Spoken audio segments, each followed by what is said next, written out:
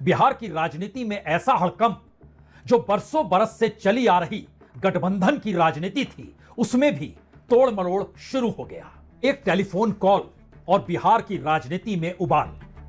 स्थितियां इतनी नाजुक हो गई कि जनता दल यूनाइटेड के नेता नीतीश कुमार और बीजेपी की कमान संभाले हुए बीजेपी के चाणक्य अमित शाह दोनों एक फ्रेम में नजर नहीं आएंगे, नहीं आएंगे भी नहीं। इस टेलीफोन कॉल को किसने किया? इस टेलीफोन कॉल पर दूसरा शख्स कौन था? और वैसी कौन सी बातचीत थी जिसके बाद वो एनडीए गठबंधन हो या महागठबंधन या कहें इंडिया के जरिए एनडीए को चिताता हुआ वह गठबंधन जो राष्ट्रीय तौर पर विकल्प बनना चाहता रहा, लेकिन इन सब के बावजूद एक झटके में सब कुछ लड़खड़ाते हुए दिखाई देने लगा। राजनीति की इस परिस्थिति में जो छिटपुट दूसरे राजनीतिक दल हैं, उनके भीतर का खौफ भी गायब हो गया। जो बिसात बिस्ती चली गई, उस बिसात के पीछे पहली बार खुलकर प्रशांत किशोर, जो बरसों बरस से ना कहें लेकिन 3 बरस तो कह ही सकते हैं, जो मशक्कत बिहार की गलियों में घूम घूम कर रहे थे, एक झटके में उन्होंने कहा वह चुनाव नहीं लड़ेंगे। यह सब कुछ अचानक हुआ या फिर इन सब के पीछे जो बिहार की अपनी राजनीतिक बिसात है और उसकी डोर जिन दो नेताओं के हाथ में है, उन दोनों नेताओं को यह समझ में आ गया, उम्र हो चली है लेकिन किसी बाहरी को इसकी कमान नहीं थामने देंगे। उन्हें तो कतई नहीं, जो जोड़ तोड़ के आश्रय अपनी राजनीतिक जमीन बना नहीं पाते लेकिन सत्ता के पायदान पर खड़े होकर मलाई खूब खाते हैं। यह आवाज जनता दल यूनाइटेड के भीतर की भी है। इस आवाज के पीछे क्या वाकई बिहार के 2 सबसे पुराने कद्दावर नेता जो कभी एक साथ चले थे, नीतीश कुमार और लालू यादव, क्या वाकई एक ऐसी परिस्थिति बनती चली जा रही है जिसके बाद कब क्या कैसे चीजें पलटेगी कोई नहीं जानता है। उम्मीदवारों के नाम आप गिनते चले जाइए और ये सोचते चले जाइए, बीजेपी अपनी धमक से चिराग पासवान को आगे बढ़ाना चाहती है, नीतीश कुमार अपनी साख से चिराग पासवान नहीं बीजेपी की भी जमीन खिसकाना चाहते हैं, आरजेडी अपनी पुरानी राजनीति को साधते हुए इस दौर में यह समझ चुकी है कि दरअसल नीतीश का साथ हो या ना हो, लेकिन नीतीश का साथ हो जाए, ऐसी परिस्थिति में जनता दल यूनाइटेड के भीतर जो परिस्थिति है उसमें नीतीश को ही अलग थलग तो नहीं कर दिया गया। यह आवाज नीतीश कुमार नहीं उठाएंगे, यह आवाज जनता दल यूनाइटेड के भीतर से भी कोई नहीं उठाएगा। इस आवाज के पीछे तो बीजेपी भी खड़ी नहीं होगी और जीतन राम मांझी हो या कुशवाहा हो, दोनों को सत्ता चाहिए। सत्ता के साथ खड़े होना उन्हें मंजूर है, चाहे जुबान सिली रहे। ये तमाम परिस्थितियां आपने देख समझ ली, लेकिन फिर उसके बाद एक दूसरा टेलीफोन कॉल।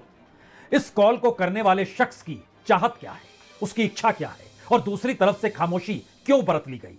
क्या यह एनडीए के भीतर की परिस्थितियां हैं जिसमें नीतीश कुमार की हॉटलाइन इस वक्त हर तरफ जुड़ी हुई है और एक मैसेज बहुत साफ है, ठीक है चुनाव लड़ लेते हैं, लेकिन इसकी गारंटी कौन लेगा? सरकार किसकी बनेगी? सत्ता में कौन आएगा? जो भी आएगा हम ही अगुवाई करेंगे। इस परिस्थिति पर कोई मुहर लगाएगा? क्या वाकई इनकार कर दिया बीजेपी ने कि नीतीश कुमार मुख्यमंत्री पद के उम्मीदवार हैं, उन्हीं के नाम पर यह चुनाव है? हम तो दूसरी तरफ से आवाज आई, आप ही मुख्यमंत्री हैं, आप ही का बिहार है और हम लोग तो मिलकर साथ लड़े थे, आज से नहीं बरसों बरस से, तो फिर अपने भतीजे से आपको ऐसा कौन सा कष्ट हो गया? हर कोई तो तैयार है आपके पीछे खड़े होने को लिए, लेकिन ऐसे के साथ कैसे कोई खड़ा हो सकता है जो हमारी ही राजनीति को हम ही से छीन ले? और 2022 में एक झटके में नीतीश कुमार के साथ खड़े होते हुए चचा भतीजे की जोड़ी राजनीतिक तौर पर एक साथ है। इस बिसात को बिछाने के लिए लालू यादव सक्रिय हुए थे। लालू यादव के घर में जो मंत्रणा उस वक्त चली थी, उसका संदेश बहुत साफ था, किसी भी हालत में सत्ता के साथ खड़े रहिएगा तो लाभ होगा, संगठन बचेगा, वोट बैंक बचेगा, राजनीति बचेगी और आने वाले वक्त में राजनीति साधने के हथियार बचेंगे। क्योंकि इस बार भी बिसात तेजस्वी नहीं, नीतीश नहीं, लालू यादव ही बना रहे हैं। वही लालू यादव जिनके नाम से आरजेडी चलती है, जो एक अपनी पहचान हाशिए पर पड़े तबके को मुख्यधारा में कैसे लाया जाए, इसकी सोशल इंजीनियरिंग की किताब उन्होंने लिख डाली। जिस आश्रय गरीबों को आवाज दी, जिस आश्रय यादवों को ताकत दी, जिस आश्रय मुस्लिमों को साथ लिया, जिस आश्रय नीतीश की पूरी राजनीति जो बीजेपी के साथ खड़ी थी उसके समानांतर अपनी राजनीतिक स्थिति में नीतीश को लाकर खड़ा कर दिया। क्या इस बार भी कुछ ऐसी परिस्थिति है? लालू यादव परछाई की तरह तेजस्वी यादव के साथ हैं। मसला परिवार का, मसला समुदाय का, मसला वोट बैंक का, मसला सोशल इंजीनियरिंग का।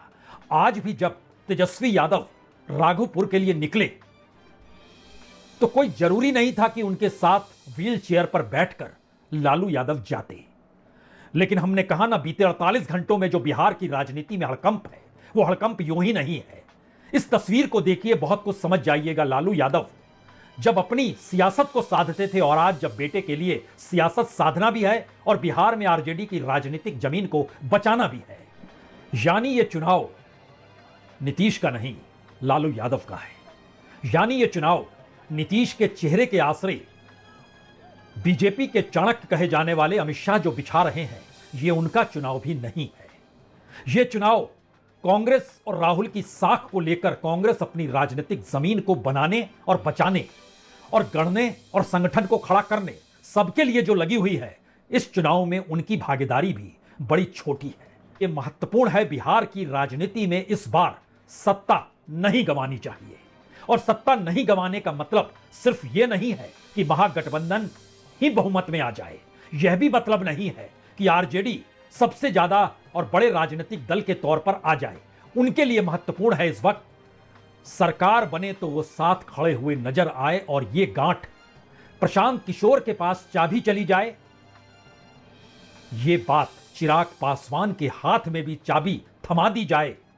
ये कैसे बर्दाश्त कर सकती है वह पीढ़ी जिसने उस राजनीति को इतने बरस तक जिया है जितने बरस तक, वो चाहे प्रशांत किशोर हो या चिराग पासवान हो, उनकी राजनीति नहीं टिकती है। बिहार का चुनाव नीतीश के राजनीतिक भविष्य और जिस पार्टी को उन्होंने बनाया उस पार्टी के भविष्य से जुड़ चुका है। बिहार का चुनाव बीजेपी की अपनी कद बचाने और बनाने की परिस्थितियों के बीच अभी भी चल रहा है, डगमगा रहा है। कांग्रेस के लिए यह चुनाव इसलिए रोचक है क्योंकि वह भी भविष्य की गारंटी देने के लिए नीतीश के पीछे खड़े होने से कतरा नहीं रही है। यानी एक बिल्कुल नई परिस्थिति बिहार में अगर निशाने पर संघ और बीजेपी को लेने को तैयार है तो उन छोटे छोटे छत्रपों की कतार जो एक एक समुदाय विशेष के वोट बैंक के आश्रय 0.5%, 1%, 1.5%, मैक्सिमम 2%, इससे ज्यादा नहीं, उनके साथ जुटे हैं, वह बिहार के चुनाव परिणाम के बाद उनका रास्ता देश के दूसरे राज्यों के चुनाव में उन राज्यों में खड़े छत्रपों के बीच और छोटे छोटे समुदाय के वोट बैंक के बीच यह एक छिटकाव तो नहीं होगा जो बीजेपी से छिटकेंगे, या फिर एक नई राजनीतिक परिस्थितियों को जन्म पहली बार नीतीश और लालू दे तो नहीं चुके हैं। इंतजार कीजिए। बहुत बहुत शुक्रिया, बहुत बहुत शुक्रिया।